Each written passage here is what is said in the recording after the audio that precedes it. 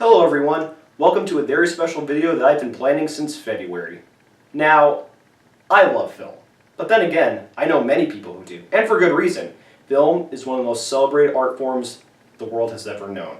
And there are plenty of films out there that are considered some of the greatest by critics and film buffs alike. Citizen Kane, Casablanca, Lawrence of Arabia, Disney's Snow White and the Seven Dwarfs, Spirited Away and Baby Driver, I'll bet, even The Godfather. But let's be honest with ourselves, they pretty much end up on objective lists. And in my opinion, those are pretty boring. Not saying that's a bad thing, but you just hear them all the time. Which is why I personally like favorite movies lists from the random amounts of people in the world. Because personally, to me, a subjective list is more entertaining and interesting than an objective list. Because you hear different points of view from different people. And so, I asked plenty of you all what you think is the greatest movie ever made. And to start this video off, I'm going to give you what my favorite movie is. What is my favorite movie of all time? My personal favorite movie of all time is Who Framed Roger Rabbit. It might not be the greatest film of all time objectively, but it's the one I cherish the most for a plethora of reasons. The gags are spot on and a big tribute to the golden age of classic cartoons. The story blends neo-noir and cartoon comedy at an extraordinary level. The characters all have their own pros and cons that work off well with each other. The relation between the two main characters develops more and more into something of Ohana. The combination of live action and animation can never be topped, and the acting gets me every time. But what really sells it as my all-time favorite film is that it reminded me why cartoon characters matter. The toons are subtly depicted as minorities at a time when not everyone took cartoons all that seriously. But with the power of laughter and warm comfort, the film proves that some really do care about the magic and charm of animated characters because they give us welcoming laughs and levity that help us feel happy and want to live our lives in a more optimistic and positive view. And I couldn't be more happy to be alive to do what I love. Oh, and I also recommend the book that it was based on, Who Censored Roger Rabbit. Sure, the movie is a very, very loose adaptation of the book, down to where it barely has any relation, but it's still an interesting read nonetheless. But, with that done, it's time that you all shared with me and the world your favorite movies of all time. So, sit back and relax as you hear different points of view from different people. Adding into that, my dad's favorite movie of all time is also Roger Rabbit. By quoting him, he states he loved Looney Tunes growing up, and the mix of all those cartoon characters with live humans is the height of imagination taken to the screen. Perfect settings for them, and the gags were absolute classics. Probably my favorite was Tunes, gets them every time. Down the Inkwell has the same opinion, because the characters have depth, the story is well done, and the movie is clearly a love letter to the golden age of animation. The bond between Roger Rabbit and Eddie Valiant is really genuine in this film, and the cameos of cartoon characters are really awesome, and it's all thanks to Robert Zemeckis and Steven Spielberg that made it possible. Gento Naikata's favorite movie of all time happens to be La La Land. At first I was thinking that this movie was going to be a wishy-washy musical about love and just the stupid love story that gets shoved in your face every single time. After seeing it though, it completely changed my mind. The music was so superb, the actors were great in their roles, especially Ryan Gosling and Emma Stone. The story was so touching as it taught about hard work and getting over obstacles that come in your life. Overall, this is definitely one a lot of people can appreciate, as I do, as this movie will shine its way into the City of Stars. Both Freddie Richards and Eowyn Learn pretty much have the same favorite motion picture, Monty Python's Life of Brian. Aside from being a very funny film, it has a very good message hidden in there. The plot is extra edgy thanks to its rating, considering the hilarious banter and banned words set at perfect timing, and the ending song, despite being silly, is very heartwarming. David Sampson's favorite is Jaws. When I first saw this movie back when I was 9, I was mortally terrified of it. I remained that way about it until I rewatched the film again at an older age, and ever since then, the reasons why the movie terrified me when I watched it first are now the reasons I admire it so much to this day.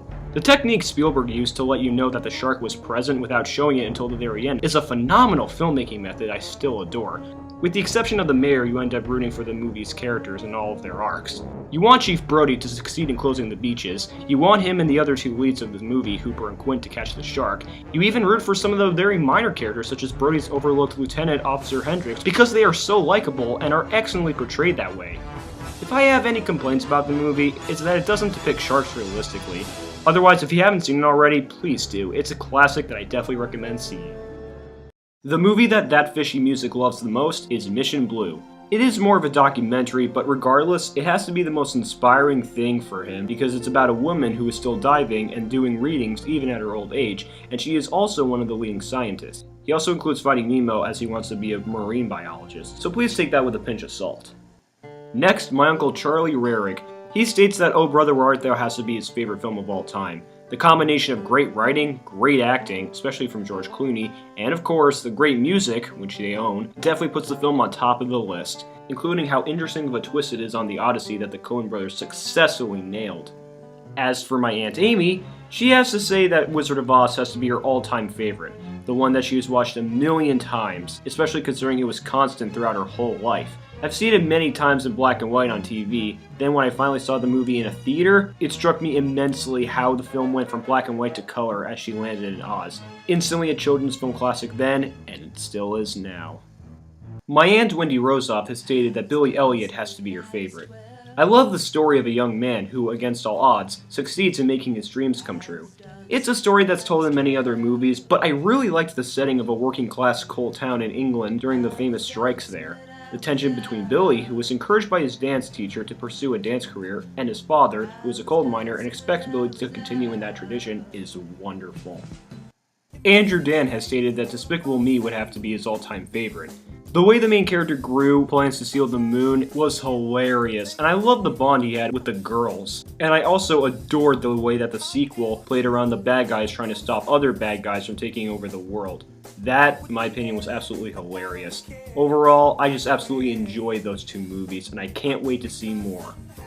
The movie my mom seems to love the most has to be Mary Poppins. I loved it as a child and memorized the words to every song by listening to the record album over and over again. Then, when my kids were of viewing age and I watched it again, I couldn't believe the hilarity of the storyline regarding the women's suffrage and the stupid dad. Absolutely brilliant! I also love the way Supercalifragilistic went into the dreamy animation when they jumped into the sidewalk chalk art. Still love that. Of course, there are so many more complicated, emotional, intense movies I adore from my adulthood, but as of now, this has to be my personal favorite. It still holds up to this day. As for Belle Ager, it's a tie between Kiki's Delivery Service and Spirited Away. I enjoy the childhood nostalgia of the movie, but at the same time, I prefer the weirdness and plotline of Spirited Away.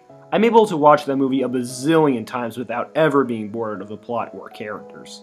The visuals are also amazing, and it has some of the best morals I've ever seen, as well as story. Finally, it's a Studio Ghibli film, so it has to be my favorite by default. But then there's also Kiki's Delivery Service because it's just so freaking awesome. Though, all in all, I just love pretty much every Studio Ghibli film ever made, so take that with a pinch of salt.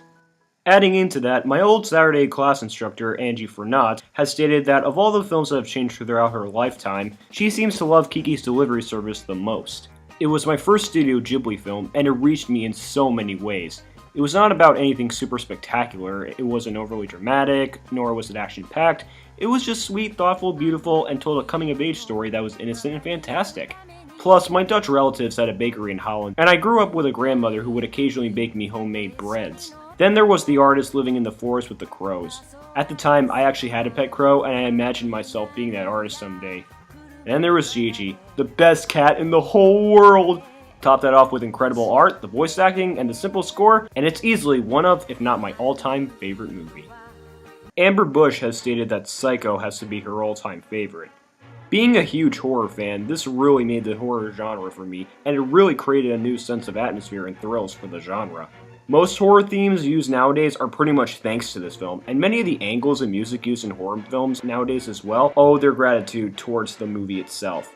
Plus, even those who have never seen the movie know about the infamous shower scene. Admit it. Jonah Botvinnik has stated that Whiplash has to be his all-time favorite.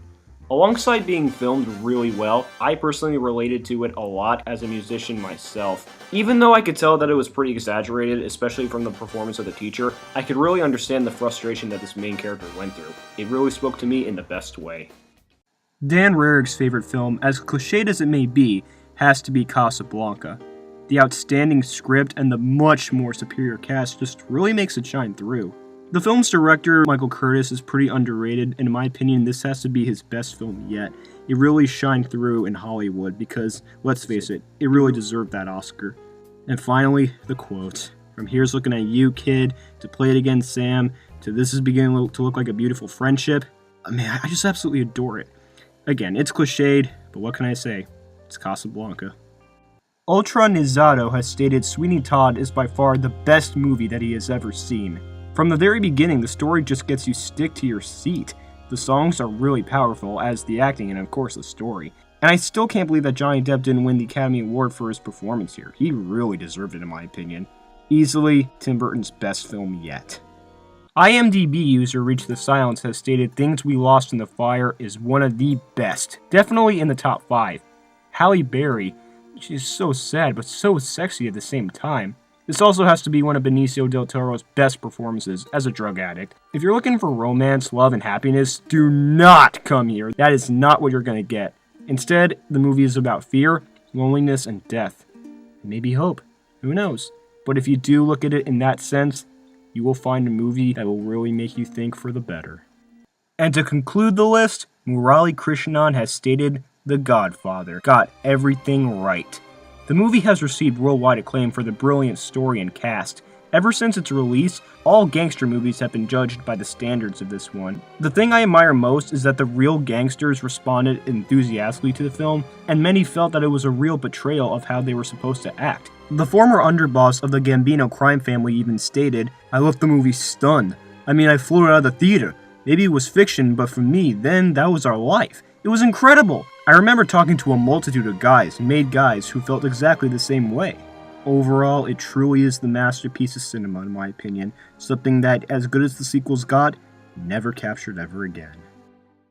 And now, for some honorable mentions. These are films that were mentioned briefly, but didn't really have much of a description. And they are as follows: The Maltese Falcon, Ordinary People, My Cousin Vinny, Coraline, High and Low, An American Werewolf in London, Blazing Saddles, Star Trek, Dirty Dancing, Lion, The Sting, Shawshank Redemption, The Prestige, and Trailer Park Boys Countdown to Liquor Boys.